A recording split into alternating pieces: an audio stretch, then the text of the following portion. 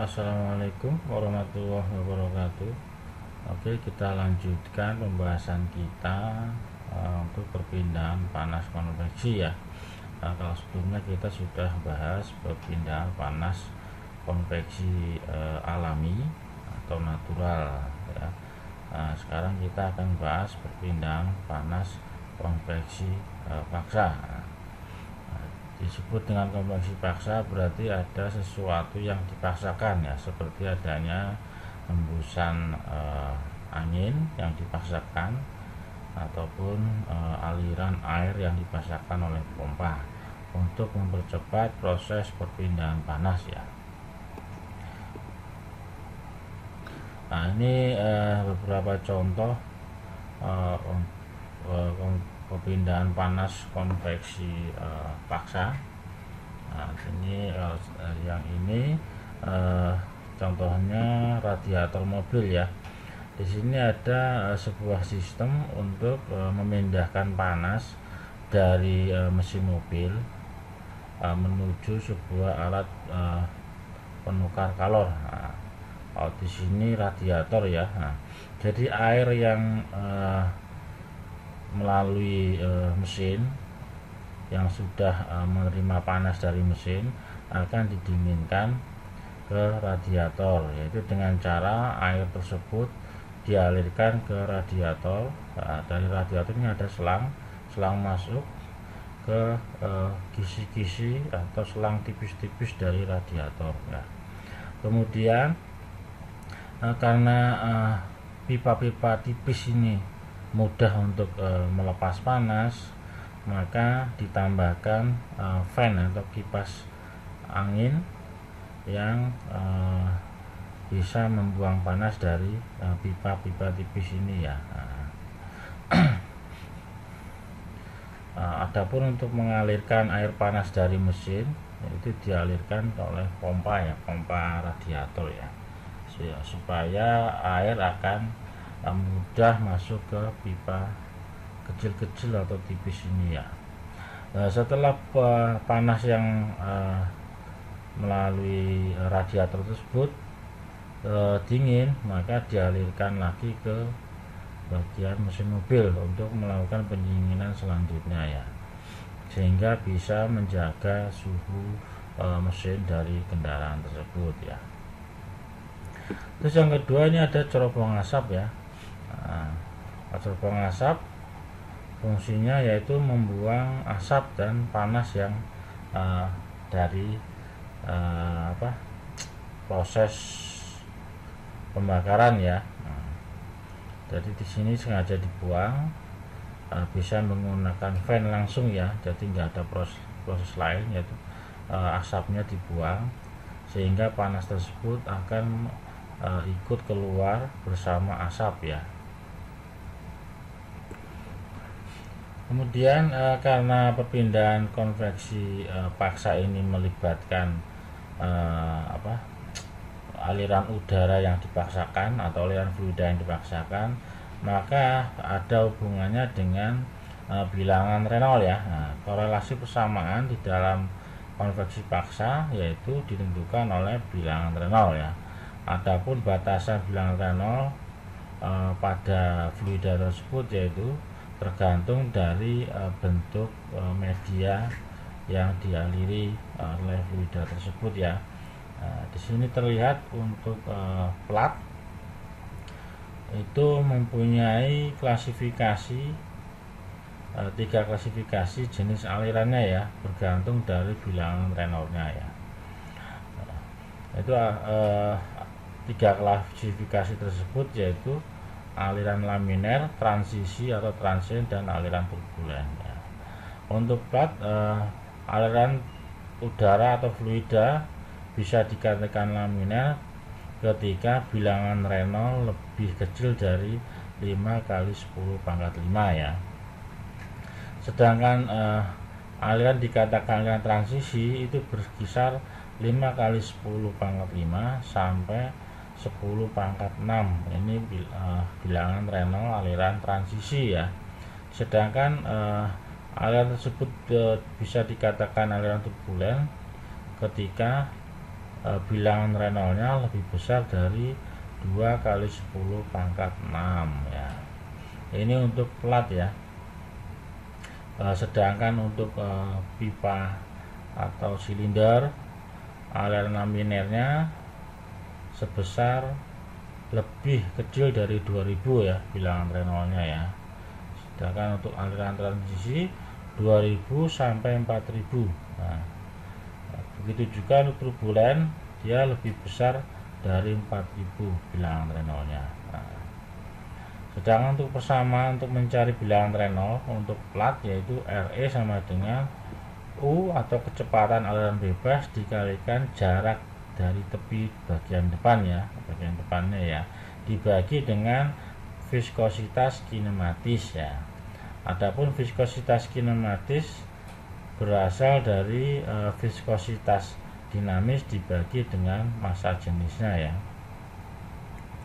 Nah, sedangkan untuk bilangan Reynolds dari pipa silinder itu didapatkan dengan persamaan ini ya, RE sama dengan kecepatan rata-rata fluida di dalam pipa maupun silinder dikalikan diameternya ya, terus dibagi dengan viskositas kinematisnya. Sama seperti untuk yang plat, viskositas kinematis didapatkan dari viskositas dinamis dibagi dengan massa jenisnya. Berikut ilustrasi untuk aliran fluida pada sebuah plat ya. Nah, di sini bisa kita lihat ketika aliran udara melewati sebuah plat, maka terjadi sebuah aliran seperti ini ya. Nah, ini batas dari aliran laminer ya. Kemudian aliran transisi, terus kemudian aliran turbulen. Ketika fluida melewati plat mula-mula, dia akan menjadi aliran yang laminer atau lurus ya, alirannya lurus, tidak acak ya.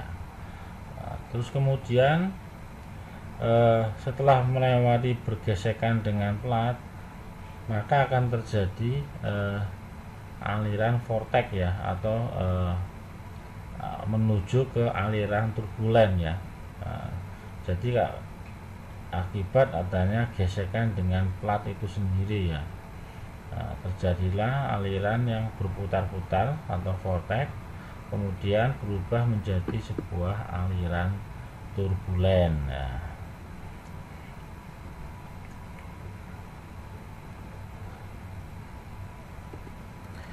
Kemudian berikut adalah lapisan batas pada plat yang rata. Kita masuk ke pembahasan untuk lapisan batas termal ya. Lapisan batas termal, daerah di mana terdapat gradien suhu dalam aliran akibat proses pertukaran kalor antara fluida dan dinding. Nah, ketika sebuah fluida melewati sebuah plat, maka terjadi perubahan suhu atau kalor yang mengalir antara fluida tersebut dengan plat yang dilewati. Nah, lapisan batas hidrodinamik, daerah aliran di mana gaya-gaya viskos dirasakan. Nah, ini bedanya antara lapisan batas termal dan lapisan batas hidrodinamik. Kalau batas termal itu berhubungan dengan perubahan suhu ketika fluida melewati sebuah plat ya, pasti akan terjadi perubahan suhu atau ada aliran kalor ya dari fluida menuju plat ataupun sebaliknya ya.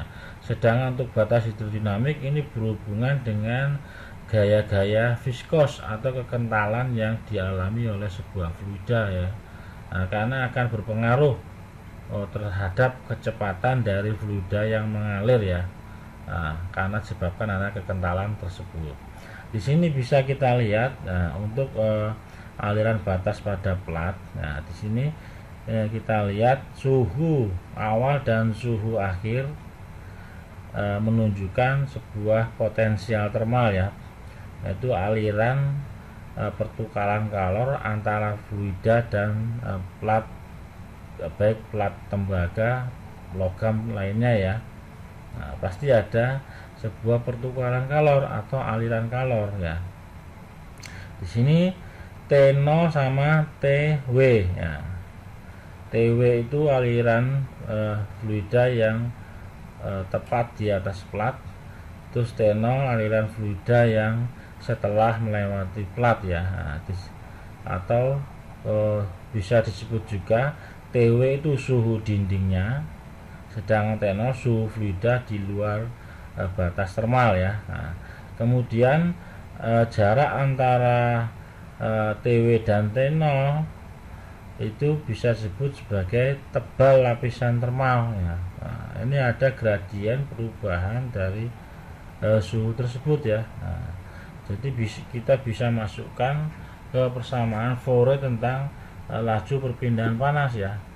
Nah, berarti kan QW dibagi A, Q itu laju perpindahan panas dibagi dengan luas penampang dari plat tersebut sama dengan min K dt per dy. Nah, dt per dy, dt itu potensial termal atau perbedaan suhu antara suhu dinding dan suhu fluida di atas lapisan batas termal dibagi dengan dy. dy itu jarak antara TW dan T0. Nah, jaraknya berapa ya. Nah, untuk menghitung laju perpindahan panas konveksi paksa selain menggunakan persamaan Fourier, maka ditambahkan persamaan-persamaan yang berhubungan dengan bilangan Reynolds tadi ya. Nah, bilangan Reynolds tadi juga berhubungan dengan lapisan batas termal dan lapisan batas hidrodinamik ya. Berikut adalah angka-angka yang bisa kita pakai untuk menghitung perpindahan panas konveksi paksa ya. Yang pertama angka Prandtl ya. Parameter yang menghubungkan ketebalan relatif antara lapisan batas hidrodinamik dan lapisan batas termal ya. Angka Prandtl didapatkan dari persamaan ini ya, PR sama dengan V dibagi alfa. Nah, V itu adalah viskositas kinematis dibagi dengan alfa atau difusivitas ya. Nah, kemudian akan sama seperti CP dikalikan mu dibagi K. Nah, ini kan diturunkan dari persamaan ini ya. Jadi kita ulangi ya, PR atau Prandtl sama dengan V itu viskositas kinematis dari fluida itu dibagi dengan alfa. Alfa itu difusivitas ya, kalor difusivitas seperti kita bahas sebelumnya. Terus kita jabarkan viskositas kinematis sama dengan viskositas dinamis dibagi dengan massa jenisnya. Sedangkan untuk alfa itu kan K dibagi massa jenis dibagi CP atau koefisien panas pada tekanan konstan ya. Terus kita sederhanakan, kita hilangkan rho-nya ini ya, rho atau massa jenisnya.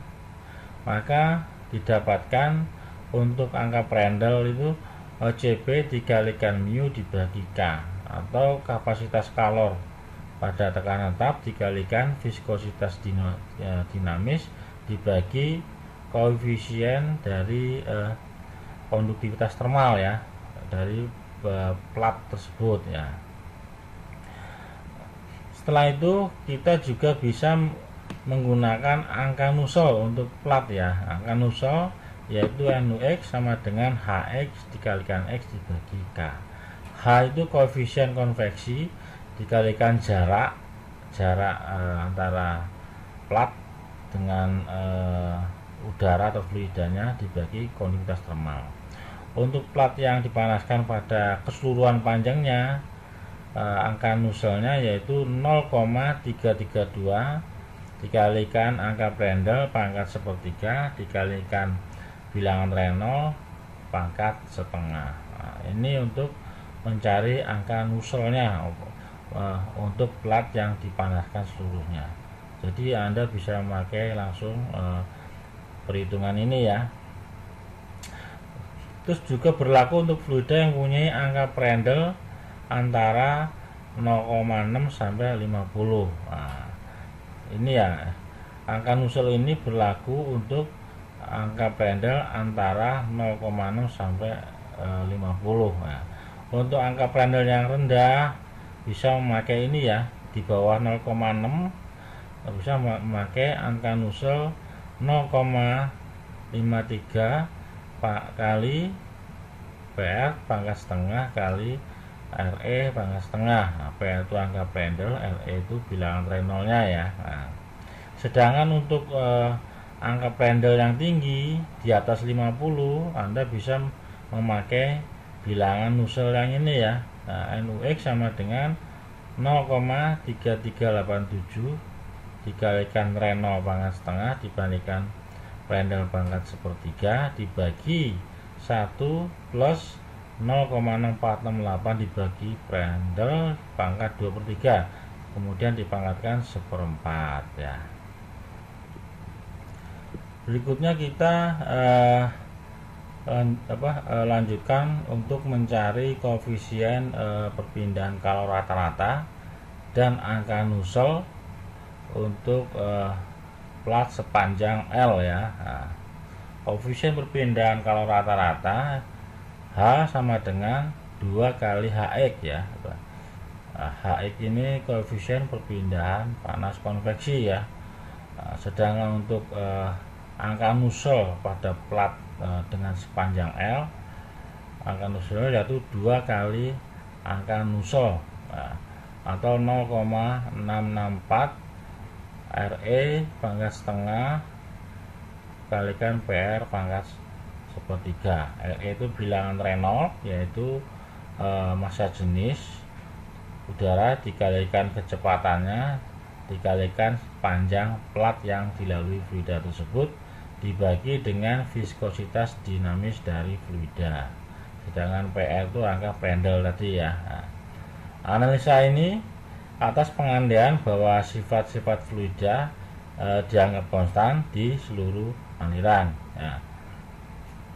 Jika terdapat perbedaan menyolok antara kondisi plat atau dinding dan kondisi aliran bebasnya, maka sifat-sifat tersebut bisa kita evaluasi pada suhu film ya, atau TF ya, atau bisa disebut dengan rata-rata aritmatik antara suhu dinding atau plat dengan suhu aliran udara bebasnya. Nah, yaitu TF sama dengan TW ditambah T0 dibagi 2. Nah, TW itu suhu pada plat ditambah T0 atau suhu aliran bebasnya dibagi 2.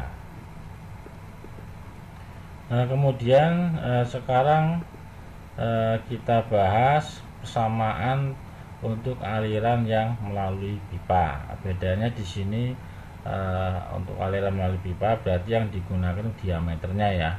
Nah, untuk aliran turbulen yang berkembang dalam pipa licin, kita bisa memakai persamaan Dittus dan Bolter ya untuk mencari angka Nusseltnya pada sebuah diameter pipa ya.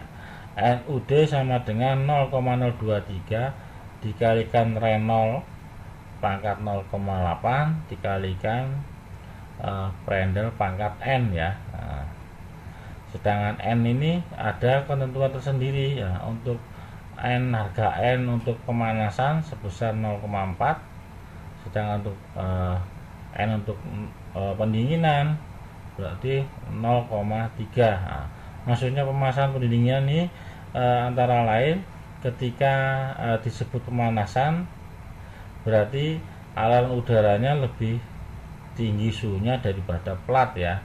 Nah, terus dikatakan sebagai pendinginan berarti yang sebaliknya, berarti suhu platnya lebih tinggi daripada suhu udara yang mengalir ya.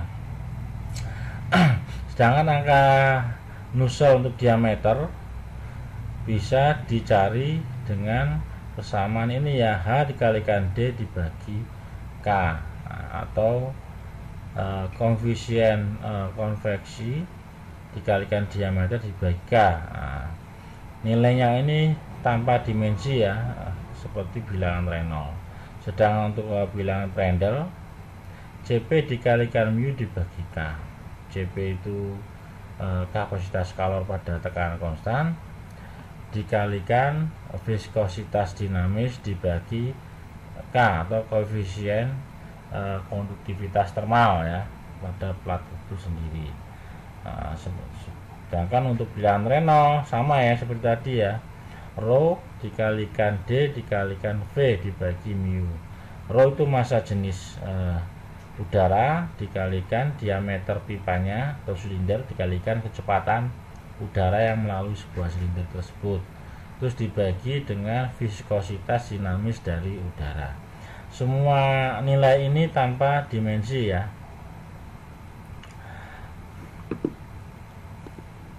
Terus syarat yang lain yaitu harga K atau konduktivitas termal, terus viskositas dinamis, massa jenis, dan CP ditentukan pada temperatur film tadi ya, atau TF tadi ya. Terus ini ada beberapa syarat yang lain. Jika terdapat beda temperatur yang cukup besar di dalam aliran pada pipa yang licin, maka bisa dipakai persamaan Sider dan Stade, yaitu NUD sama dengan 0,027 dikalikan bilangan Reynolds pangkat 0,8 dikalikan bilangan Prandtl pangkat 1/3 dikalikan mu dibagi mu W pangkat 0,14 ya. Jika aliran belum berkembang penuh di dalam pipa licin, maka kita bisa menggunakan persamaan Nusselt seperti ini ya, antara untuk diameter panjang per diameter antara 10 sampai 400 ya. Nah, jadi untuk bilangan Nusseltnya 0,036 kalikan bilangan Reynolds pangkat 0,8 dikalikan bilangan Prandtl pangkat 1/3 dikalikan diameter per panjang pipa pangkat 0,055. Nah, ini untuk pipa yang licin ketika aliran belum berkembang penuh di dalam pipa yang licin, jadi belum full ya untuk aliran fluidanya. Terus kemudian untuk aliran turbulen dalam pipa kasar, kita bisa memakai persamaan Petukov ya. Nah, itu NUD sama dengan F/8 dikalikan bilangan Reynolds dikalikan Prandtl dibagi 1,07 ditambah 12,7 kalikan F dibagi 8 pangkat setengah dikalikan PR 2/3 pangkat 2/3 min 1 terus dikalikan mu dibagi mu W pangkat N ya. Persamaan Petukov ini ada beberapa persyaratan ya, yaitu yang pertama N sama dengan 0,11 jika TW lebih besar dari T0 atau suhu dari benda lebih besar daripada suhu udara. Sedangkan N sama dengan 0,25 jika TW lebih kecil dari T0. Sedangkan N sama dengan 0 jika flux kalor tetap ya, tidak ada perubahan suhu antara TW maupun T0 nya. Dan untuk gas K atau konduktivitas termal K, terus viskositas kinematis, massa jenis, dan kapasitas kalornya ditentukan pada temperatur film, yaitu TF ya, yaitu TW per T0 ini, maaf, T0 ini dibagi 2. Sedang untuk faktor gesekan bisa ditentukan dengan persamaan F sama dengan 1,82 dikalikan log 10 dikalikan bilangan Reynolds dikurangi 1,64 pangkat minus 2. Oke, untuk mempermudah memahami konversi paksa baik pada plat maupun silinder, ada baiknya kita coba menyelesaikan sebuah permasalahan pada contoh soal berikut ya. Udara pada 1 atm atau 1 atmosfer dan temperatur 180 Celcius dimanaskan pada waktu mengalir di dalam sebuah pipa yang berdiameter 2,54 cm dan mempunyai kecepatan sebesar 15 meter per second. Yang ditanyakan, berapakah laju perpindahan panas tiap panjang pipa jika temperatur dinding dipertahankan pada suhu 220. Oke, berikut penyelesaiannya. Kita cari dulu suhu filmnya ya, yaitu TF ya. TF seperti kita ketahui jumlah dari suhu dinding silinder ditambah dengan suhu udara yang mengalir dibagi 2, yaitu 180 ditambah 220 dibagi 2, sehingga suhu TF nya yaitu 200 Celcius ya. Nah, dari suhu TF ini kita bisa memperoleh angka-angka baik angka Prandtl, massa jenis, viskositas dinamis, kapasitas kalor pada tekanan tetap, dan konduktivitas termal dari udara yang mempunyai suhu 200 Celcius. Nah, kita bisa lihat tabel suhu udara pada suhu 200 Celcius. Nah, di sini bisa kita lihat di sini ya. Di sini ada massa jenisnya, ada kapasitas kalor, ada konduktivitas termal, ada thermal diffusibility atau alfa, terus ada viskositas dinamis, viskositas kinematis, dan angka Prandtl-nya. Jadi semua ini Anda bisa pakai ya, karena sudah ada tabel properties dari udara pada tekanan 1 atmosfer dan berbagai suhu. Nah, karena pada soal tersebut suhunya 200, maka kita ambil parameter-parameter yang suhu ini ya 200 Celcius ya. Nah, ini ya kita jabarkan di sini. Untuk angka Prandtl-nya 0,681, sedangkan untuk massa jenisnya 0,747 kg per meter kubik. Nah, sedangkan untuk viskositas dinamis 2,57 kali 10 pangkat minus 5 kg per meter second. Sedangkan untuk kapasitas kalor pada tekanan tetap, suhu udara pada 200 Celcius yaitu 1025 Joule kilogram Celcius. Nah, sedangkan konduktivitas termal udaranya pada suhu 200 sebesar 0,0386 watt per meter second. Nah, setelah didapatkan parameter-parameter ini, kita bisa menghitung bilangan Reynolds-nya. Nah, bilangan Reynolds didapatkan massa jenis dikalikan diameter pipa dikalikan kecepatan dari aliran udara, terus dibagi dengan viskositas kinematis udaranya, sehingga didapatkan untuk bilangan Reynolds-nya sebesar 11.077,167. Nah, bilangan ini lebih besar daripada 4.000. Nah, seperti kita ketahui, untuk aliran di atas 4.000 bilangan Reynolds-nya, maka aliran ini disebut aliran turbulen ya. Nah, terus kita cari bilangan Nusselt pada pipa licin ya. Nah, ini dianggap pipanya licin ya.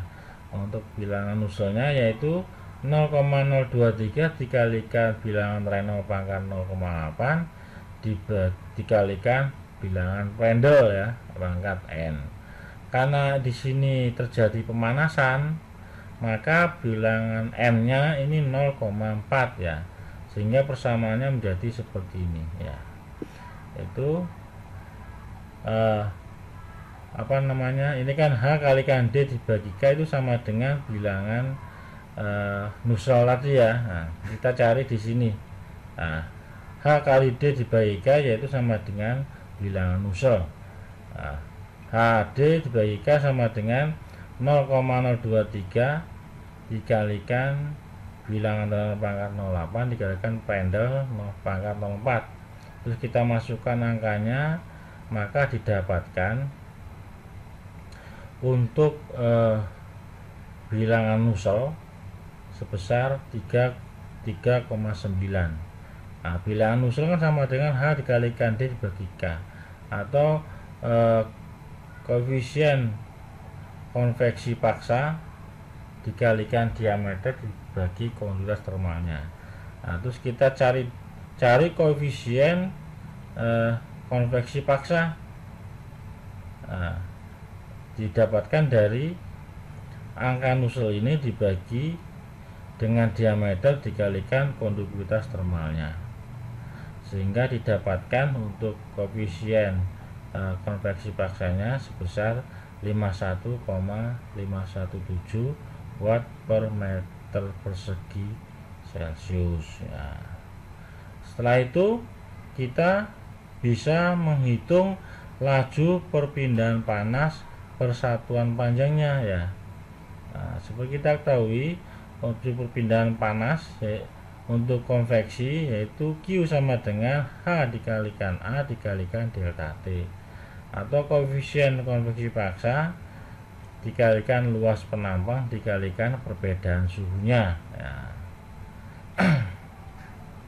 Nah, karena luas penampang dari silinder itu Pi kali D, maka A ini diganti dengan Pi dikalikan D, sehingga untuk laju perpindahan panasnya H Pi D dikalikan L dikalikan delta T. Nah, maaf, untuk luas penampang itu Pi dl ya. Nah, jadi H Pi dl dikalikan delta T ya. Kemudian karena yang ditanyakan itu perpindahan panas tiap panjang pipa, tiap sepanjang pipa, maka L nya kita pindah ke sisi kiri. Nah, berarti kan Q dibagi L sama dengan H Pi D dikalikan perbedaan suhu antara plat atau dinding dengan suhu udaranya ya, atau T0 atau TB lah. Nah, terus kita masukkan angka-angkanya sehingga didapatkan untuk laju perpindahan panas tiap panjang pipa sebesar 164,35 watt per meter ya. The second mode of heat transfer we are going to briefly examine is convection. Now there's an easy way to distinguish between conduction and convection. Recall that in conduction, the material being heated or cooled does not move, whereas in case of convection, the material actually moves. So convection occurs in fluids. I use the word fluid to denote both liquids and gases. The mathematical expression that allows us to calculate the rate of heat transfer in convection is called Newton's law of cooling. Newton developed this expression in the following manner: that if we have a heated metal plate which is in contact with air, and let's say the plate surface temperature is Tp, and it is surrounded by air at a temperature of T infinity, and the area of that metal plate, the surface area, is A, then the rate of heat transfer Q from that metal plate, from the surface of the plate into the surrounding air, will be Q proportional to area times the temperature gradient. Now the temperature gradient in here is Tp minus T infinity. And if we remove this proportionality symbol, we can write Q equals, and we will need to introduce a constant which we call H, times then area times Tp minus T infinity. So this is a rather simple equation that allows us to determine rate of heat transfer from this metal plate into air if there is a temperature gradient between the plate surface and the air. Now H, the constant that we introduced, is called the convective heat transfer coefficient, and the units of this convective heat transfer coefficient are watts divided by square meter divided by degree C. So if we write that equation in terms of units, then the units for H are watts per square meter degree C times area is in square meters and the temperature gradient is in degree C.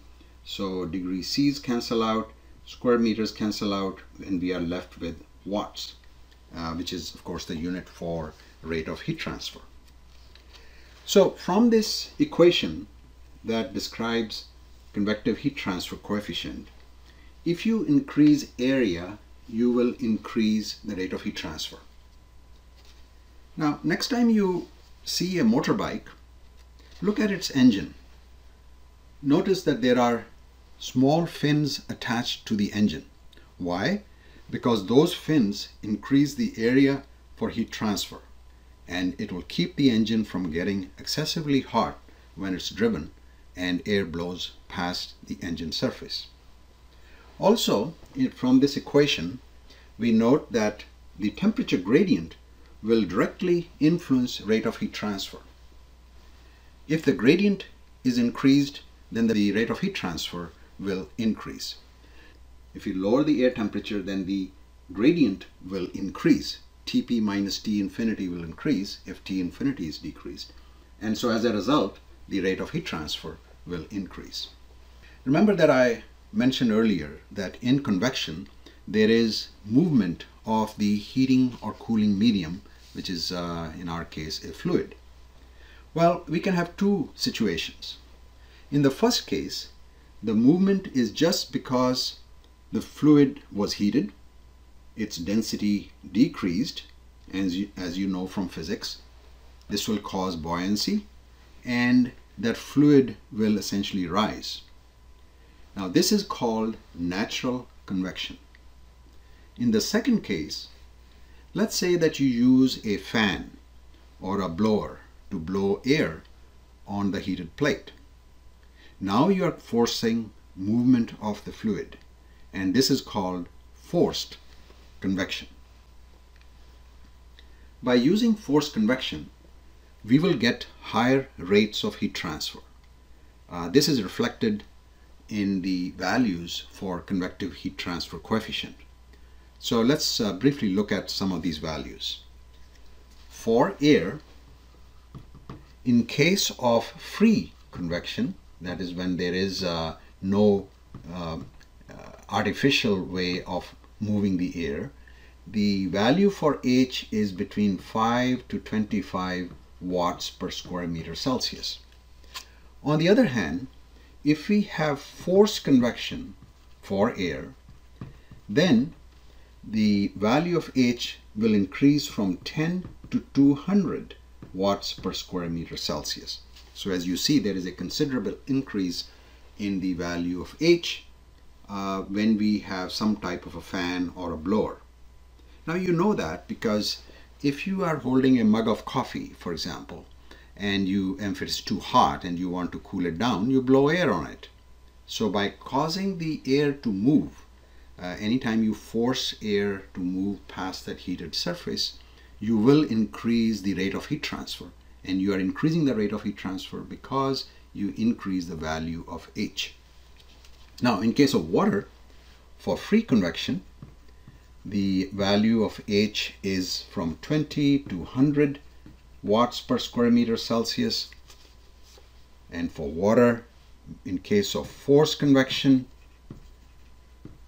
the value of H varies from 50 to 10,000 watts per square meter Celsius. In other words, in case of water, anytime you use for example, a pump to move that water on a heated surface, you will have a significantly higher rate of heat transfer. And in case of boiling water, the value of H is from 3,000 to 100,000 watts per square meter Celsius. Again, you get very high rates of heat transfer when you are boiling water. In case of steam, the value of H is from 5,000 to 100,000 watts per square meter Celsius. So that means that anytime we have forced convection, both in case of air and water, we have high rates of heat transfer, and we can get significantly high rates if we use boiling water or steam. This principle is used often in designing and operating food processing equipment. For example, if you wanted to freeze something, if you just place that product that you're freezing in an environment where there is no movement of air, the freezing time will be much longer. On the other hand, if you use an air blast freezer where you have some type of fan or blowers blowing air past that product that's being frozen, you can accomplish freezing in a much more rapid manner. So this is a brief overview of convection. And note that the equation is rather simple, Newton's law of cooling. One of the important coefficients here is this convective heat transfer coefficient that tells us in how much heat is transferring from a certain area if there is a certain temperature gradient. Again, we will study this more in some of the other modules. Baik, kita lanjutkan untuk perpindahan panas aliran yang melalui bentuk silinder dan bola ya. Untuk persamaan empirisnya kita bisa memakai angka Nusselt ini ya, untuk gas dan zat cair yang melewati sebuah silinder ya. Persamaan ini dikemukakan oleh Knudsen dan Cat ya. NUD sama dengan C dikalikan V0 dikalikan X pangkat N dikalikan D dibagi VF, terus dikalikan angka Prandtl pangkat sepertiga, atau C sama dengan RE pangkat N atau bilangan Reynolds pangkat N dikalikan bilangan Prandtl pangkat sepertiga. Untuk mencari harga C, N, dan E, kita bisa memakai persamaan atau konstanta ini ya. Untuk bilangan Reynolds-nya antara 0,4 sampai 4, maka harga C-nya 0,989, sedangkan harga N-nya 0,33. Terus kemudian misalkan untuk bilangan Reynolds sebesar 4.000 sampai 40.000, harga C-nya 0,193, terus harga N-nya 0,618. Untuk mencari harga C dan N ini, maka kita perlu mengetahui berapa bilangan Reynolds-nya terdulu ya. Kemudian bisa didapatkan harga C dan harga N-nya. Kemudian untuk persamaan fluida gas yang melewati bola, ini dikemukakan oleh McAdam ya. Untuk bilangan Nusselt-nya sebesar 0,37 dikalikan bilangan Reynolds pangkat 0,6. Sedangkan untuk fluida udara yang melalui bola dikemukakan oleh Aschenbach ya. Untuk persamaannya NU sama dengan 2 plus 0,25 plus 3 kali 10 pangkat 4 dikalikan Reynolds pangkat 1,6 pangkat setengah. Angka Nusselt ini berlaku untuk bilangan Reynolds antara 100 sampai 3 kali 10 pangkat 5. Sedangkan untuk bilangan Reynolds 3 kali 10 pangkat 5 sampai 5 kali 10 pangkat 6, maka menggunakan persamaan ini. NU sama dengan 430 ditambah ARE ditambah BRE ditambah CRE. Sedangkan bilangan A, B, C ini kita bisa menggunakan ini ya. A sama dengan 5 kali 10 pangkat 3, B 0,25 kali 10 pangkat min 9, dan C sebesar minus 3,1 kali 10 pangkat minus 17 ya. Sedangkan untuk persamaan fluida zat cair yang melalui sebuah bola ini dikemukakan oleh Kramer ya, yaitu NU kalikan angka Prandtl pangkat minus 0,3 sama dengan 0,97 ditambah 0,68 dikalikan bilangan Reynolds pangkat 0,5. Nah, persamaan ini hanya berlaku ketika bilangan Reynolds-nya 1 sampai 2000 atau dikatakan sebagai aliran laminer ya. Terus untuk minyak dan air yang mengalir sebuah bola dikemukakan oleh McAdam lagi ya, untuk mencari bilangan nuselnya, yaitu NU kalikan PR pangkat minus 3 dikalikan mu W dibagi mu pangkat 0,25 sama dengan 1,2 ditambah 0,53 kali bilangan Reynolds pangkat 0,54. Nah. Oke, sekian dari saya. Mohon maaf kalau ada salah-salah kata, baik yang disengaja maupun tidak disengaja. Kalau ada yang ditanyakan silakan. Wassalamualaikum warahmatullahi wabarakatuh.